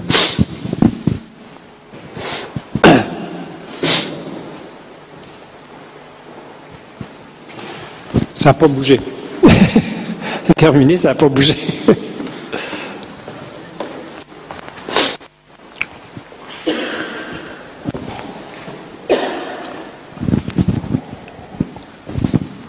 Bonsoir. Bonsoir. Moi, je serais intéressée à avoir un mot de vous sur la prise en compte de ces éléments de recherche dans l'organisation des programmes ou dans l'organisation, je ne sais pas, des cours dans les écoles ou aussi dans la formation des enseignants. Voilà, au Québec.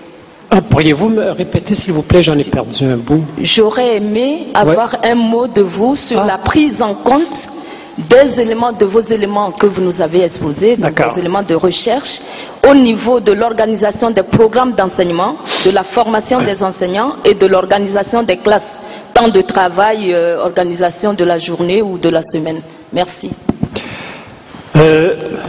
J'avoue que j'ai la difficulté à répondre, je la comprends bien votre question, j'ai la difficulté à y répondre et voici pourquoi. Parce que comme vous avez pu constater à travers la conférence, moi, mon centre de recherche, c'est la motivation face à accomplir une activité en classe avec un prof dans une matière donnée. Et votre question porte sur les programmes en général. Et là, je me dis, on a peut-être affaire à un autre type de motivation. Alors, j'ose pas, très sincèrement, j'ose pas m'avancer sur une impression.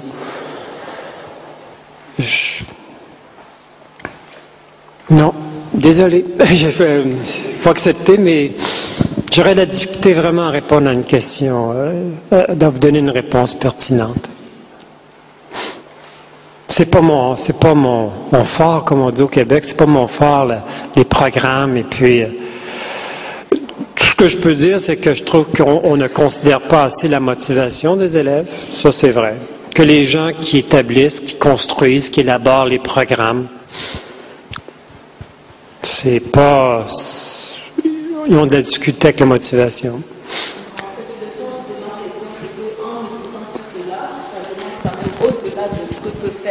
L'enseignant et sa classe, on sent bien que ça suscite une réflexion sur les partenariats possibles à construire. En fait, la prise en compte, c'était juste ça. C'était pas forcément qu'il y a quelque chose de fait, mais c'était de voir si vous sentiez ou pas que ça demande quelque chose en amont et peut-être en aval. C'était tout.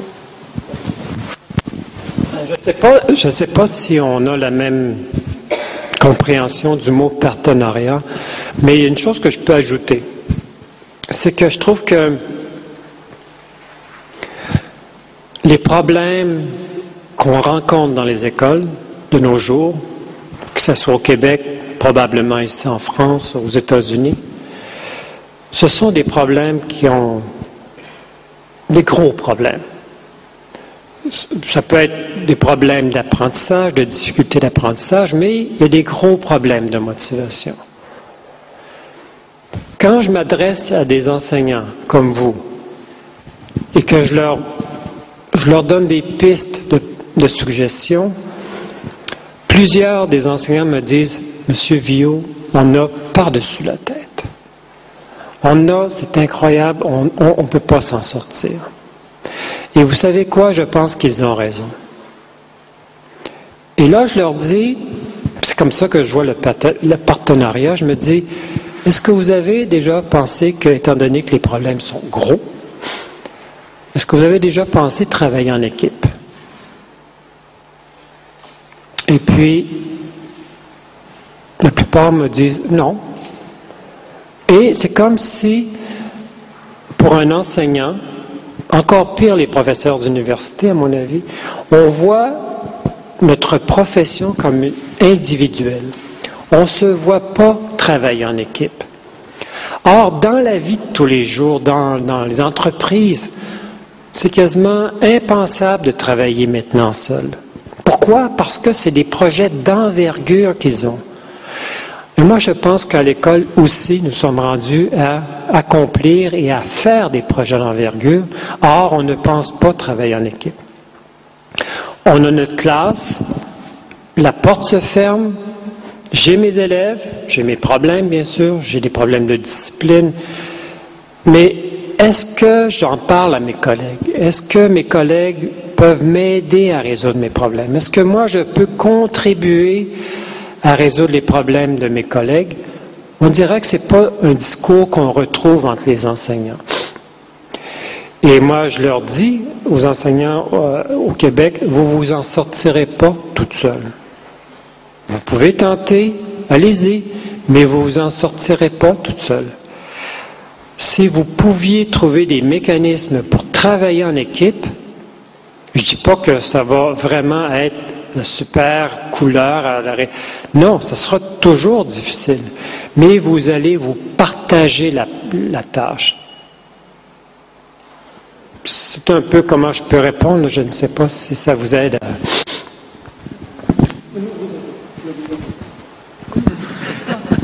Vous mettez la barre haute. Oh, oui. Non, simplement ce que je croyais percevoir à travers votre question, c'est que derrière, en fait, quand vous donnez les conditions d'une activité finalement qui motive l'élève, on voit bien que derrière se pose la question de l'hétérogénéité de nos classes.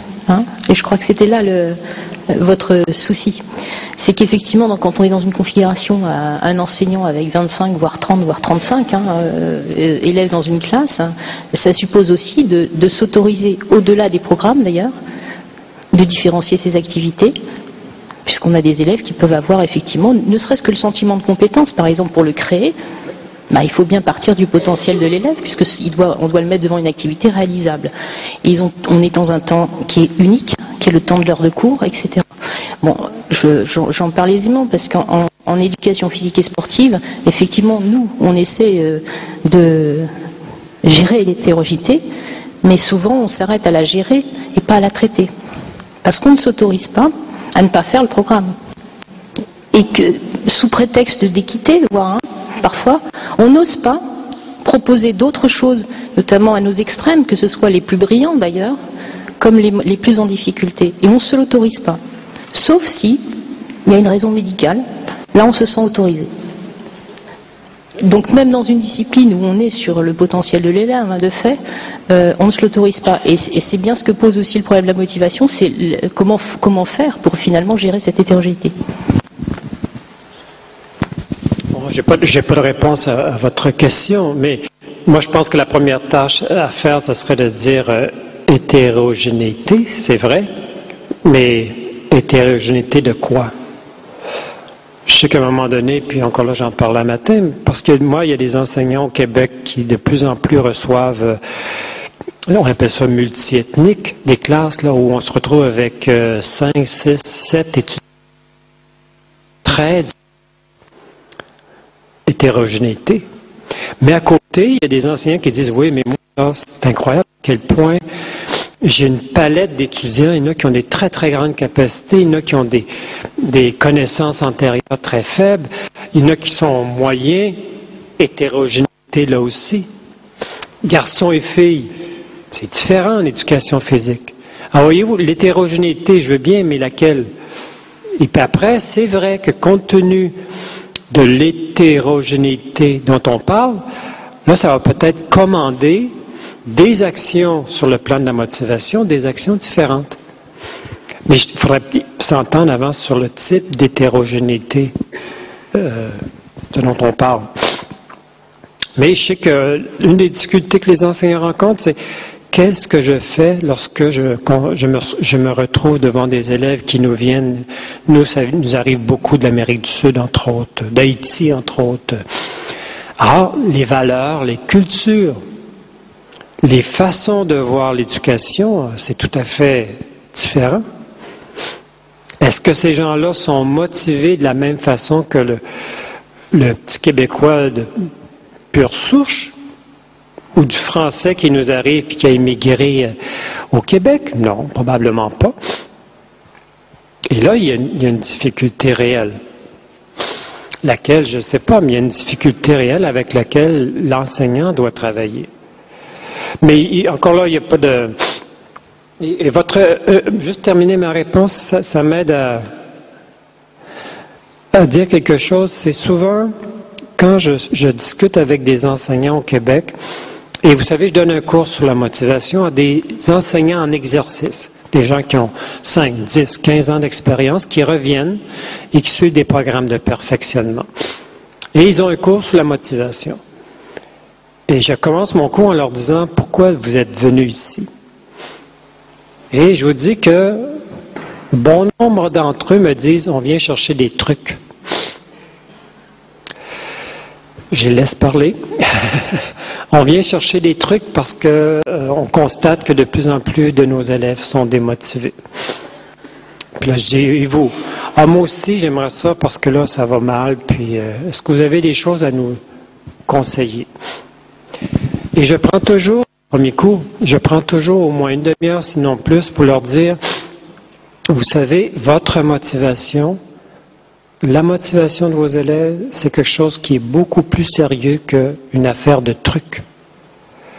Si vous pensez qu'il est facile de motiver les élèves, si vous pensez que c'est une question de trucs, impossible. Et je reviens à votre... il faut toujours pour avoir une bonne analyse de la motivation, puis après agir, il faut toujours contextualiser. C'est-à-dire qu'il faut toujours que l'enseignant dise, moi je connais bien mes élèves, j'enseigne telle matière dans telle école. Alors moi, quand je dis des choses comme ça, je ne contextualise pas et je m'attends à ce que l'enseignant le fasse. Parce que c'est lui qui est compétent pour le faire. C'est pas moi, professeur d'université, qui va dire « fais ci, fais ça, tu vas voir, ça va marcher ». Voyons, c'est plus compliqué que ça, la motivation. C'est pas du prêt-à-porter. Je propose pas du prêt-à-porter. Et souvent, il y a des enseignants qui sont déçus. Ils ont dit « bon, on venait chercher des trucs, des façons de faire ». J'ai dit « non, vous venez chercher des suggestions, des idées, une meilleure compréhension. » C'est pour ça que ça s'intitulait « Mieux comprendre pour mieux agir ». Mais maintenant, vous, compte tenu de votre bonne connaissance de vos élèves, votre expérience, de votre contexte, de votre école, de votre matière, vous devez choisir des choses, adapter des choses, développer des choses. Et ça, pour moi, c'est important. C'est fondamental même. Je ne suis pas un médecin qui dit prenez tel médicament puis on se revoit dans 2 semaines, vous allez voir, vous allez avoir résolu votre problème. C'est pas comme ça. La motivation, l'apprentissage, enseigner, c'est plus complexe que ça. C'est pour ça que j'aime ça, moi, en parenthèse. C'est pas simple enseigner. C'est même complexe enseigner. Et c'est pour ça que des fois, on aimerait avoir un petit peu plus de reconnaissance des parents et un petit peu plus de reconnaissance de nos décideurs politiques, là. En tout cas chez nous. Est-ce qu'il y a d'autres questions? Oui, on vous oublie pas.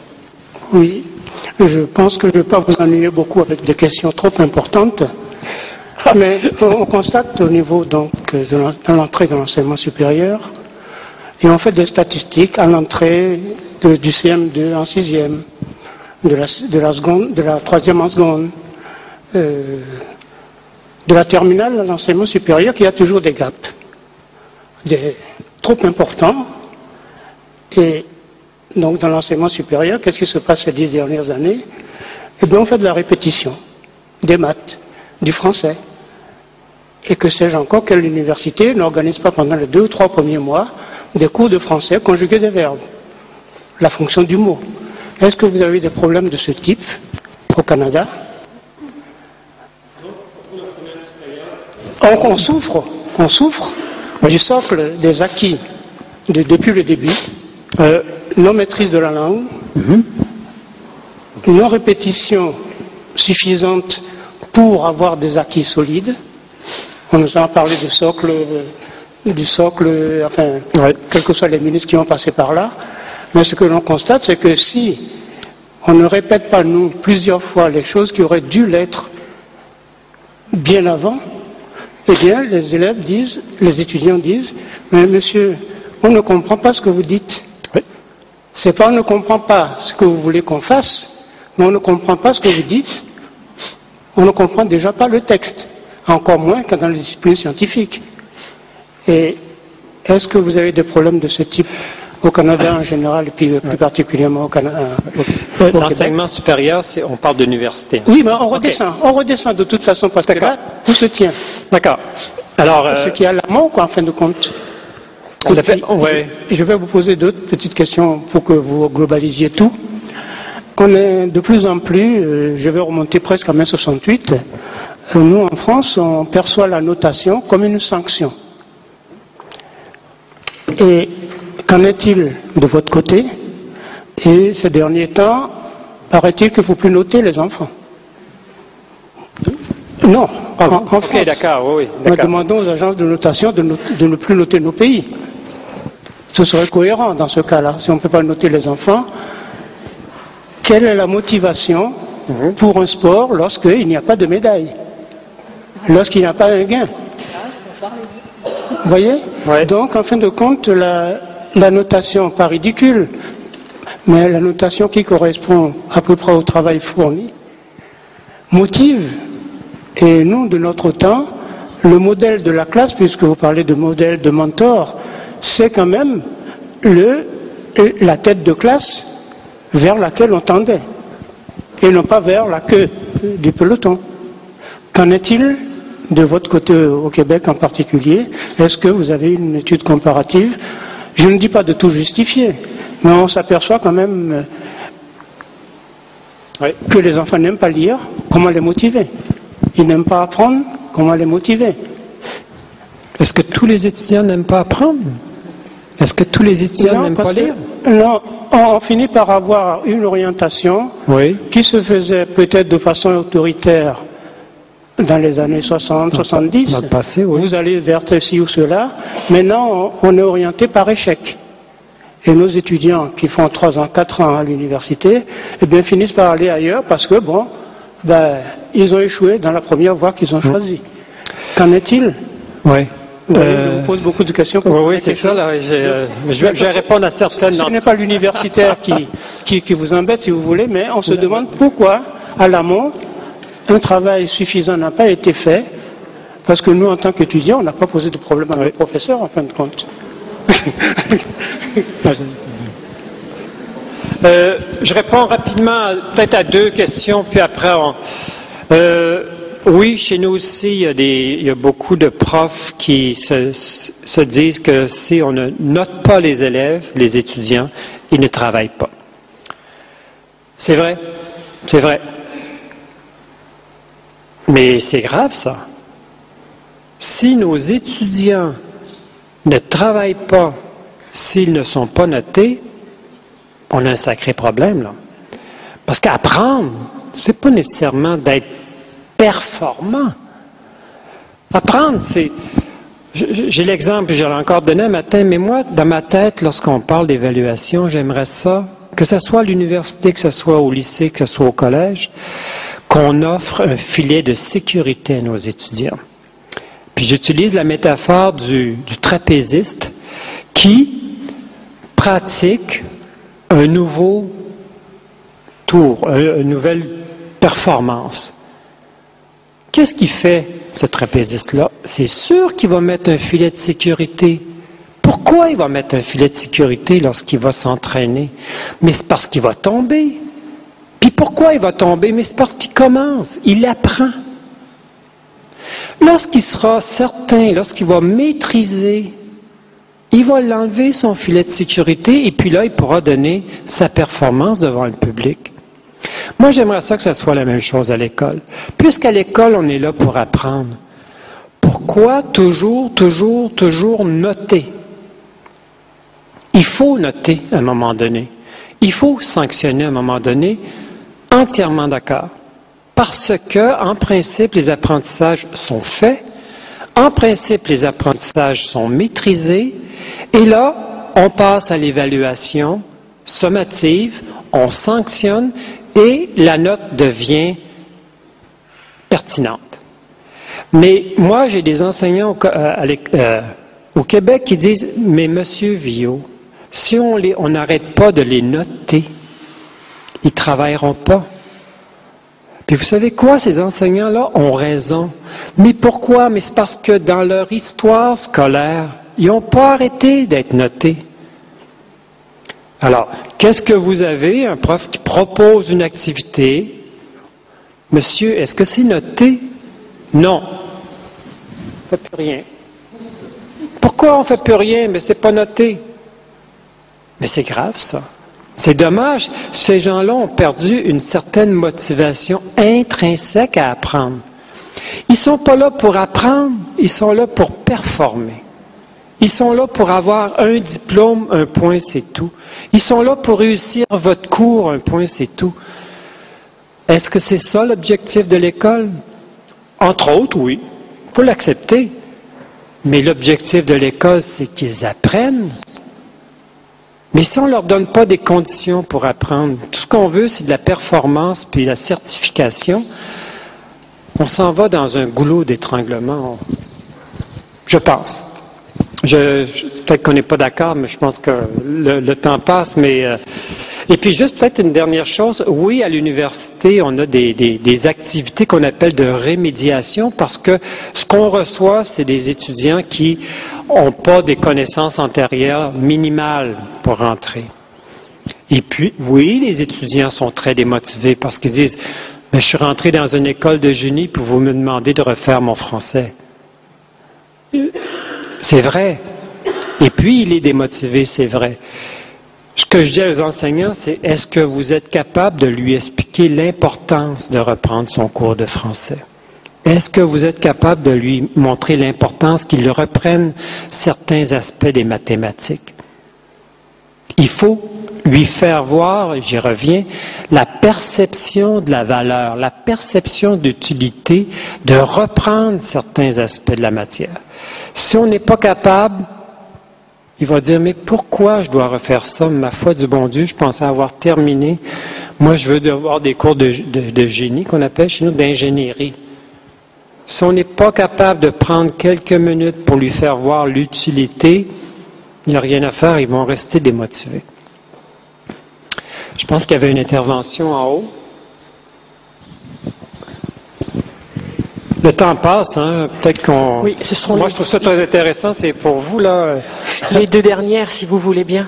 Oui, je pense que ce serait une bonne idée. Les deux dernières, je ne sais pas qui a dit ça. J'aurais souhaité avoir votre avis sur l'évaluation par compétences, parce qu'on en parle beaucoup.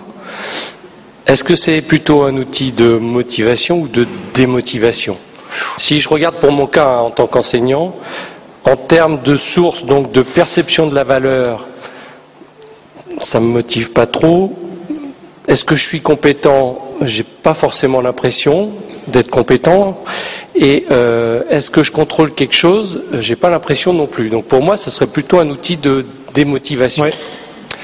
Je ne suis pas tout à fait d'accord avec vous. Moi, je trouve que il me semble qu'un élève, si c'est bien présenté, j'en conviens là, mais si un élève voit, moi je pourrais dire ça, s'il voit l'utilité de la compétence, puis il me semble que c'est plus facile à montrer aux élèves une compétence qu'une connaissance pure.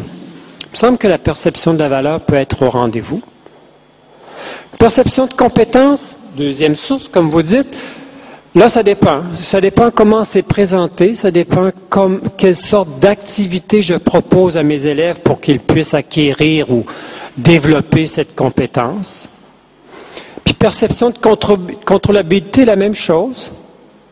On parlait avec certains de vos collègues que généralement, dans certains lycées ou techniques, je crois, on envoie les élèves dans les stages. Et puis que là, semble-t-il, la motivation est un petit peu plus présente, peut-être même plus. Pourquoi? Parce que l'élève voit l'utilité de ce qu'on lui montre. Il voit qu'il est à certains égards capable, si on lui montre bien, puis un certain degré de contrôle. Alors, ceci dit, c'est une autre chose de compétence, là, mais moi, je pense qu'au plan motivationnel, si c'est bien amené, je pense que l'apprentissage par compétence peut être intéressant. Autre point par rapport à l'apprentissage, c'est du côté de l'enseignant. Moi, je pense qu'on fait fausse route. Ben, ça dépend peut-être. Peut-être que je généralise trop, mais on fait fausse route en pensant qu'on peut développer et faire maîtriser une compétence dans un cours. Une compétence, quand elle est solide, ça se développe. Et puis, il faut parfois 2, 3 cours, 1 ou 2 années pour maîtriser une compétence. Alors, chez nous, il y a des enseignants qui sont excessivement déçus de leurs élèves parce qu'ils disent « Mais ils ne maîtrisent pas cette compétence-là, puis le cours est terminé. » Mais est-ce qu'ils pouvaient vraiment la maîtriser? Une compétence, c'est quand même quelque chose d'assez complexe. Et pourquoi? Parce que les enseignants, ils voient l'apprentissage par silo, leur cours.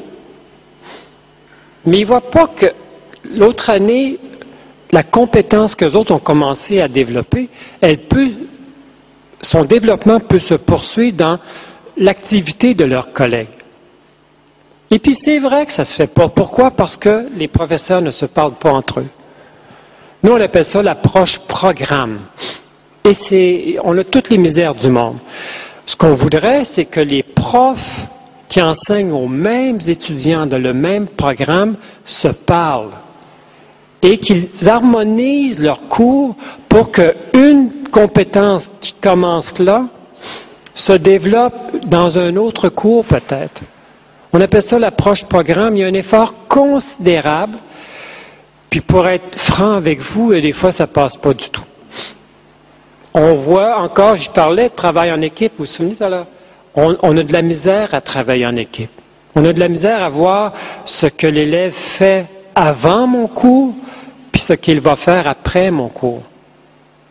Et c'est ça l'approche par programme. Mais moi, j'ai participé à un projet, l'approche par programme, puis c'est essoufflant. Parce que je maîtrise très bien, je pense, ma matière. Mais être capable de comprendre la matière de mon collègue, puis d'être capable de voir qu'une compétence X se développe dans son cours, c'est pas évident. Mais je pense qu'on y échappe pas encore une fois. Si on ne fait pas ça, on s'en va en burn-out. Je ne sais pas si ça se dit en français, là, mais on s'en va vers un burn-out. Il y avait une dernière question, je pense.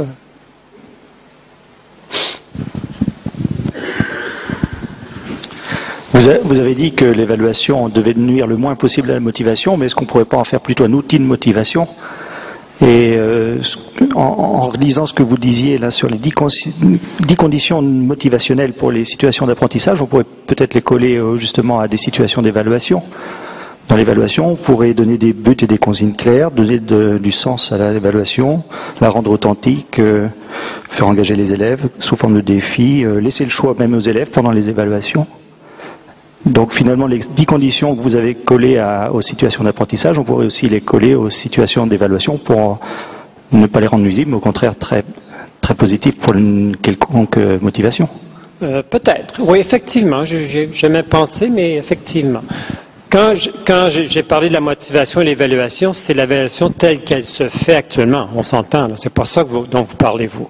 Vous dites, pourquoi pas repenser nos pratiques évaluatives à la lumière de conditions motivationnelles. Puis vous dites, dans un premier, il me semble que cela aurait du sens. Intéressant. On pourrait examiner ça, effectivement, si les activités d'évaluation peuvent rencontrer nos fameuses 10 conditions motivationnelles. Et si oui, est-ce que l'évaluation va motiver mes élèves? Peut-être pas, parce que se faire évaluer, c'est jamais très... Nous-mêmes, je pense qu'on n'aime pas trop se faire évaluer. Mais peut-être qu'effectivement, l'évaluation nuirait moins à la motivation si on était capable de rencontrer ça. Mais juste pour terminer, c'est si on est capable de montrer à l'élève qu'il apprend, qu'il a évalué, qu'il a évolué et qu'il lui reste des choses à faire, déjà on a fait un sacré bout de chemin. Parce que sentir qu'on apprend, sentir qu'on est capable d'apprendre, ça, c'est une source de motivation.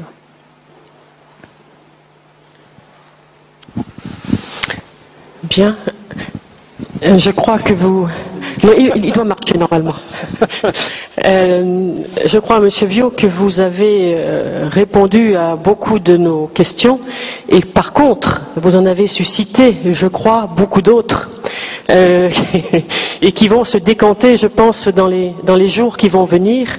Et je crois que c'est un vaste chantier qu'au niveau de l'académie, ce chantier-là va pouvoir être repris. Voilà, donc au nom de l'Académie de Poitiers et du CRDP de l'Académie de Poitiers, nous vous remercions infiniment pour ces 2 heures de très grande qualité. Pardon pour les petits sauts d'image et micros qui se fatiguent très vite. C'est moi qui est désolé pour vous. Non, c'est absolument pas grave. En tout cas, merci beaucoup. Moi,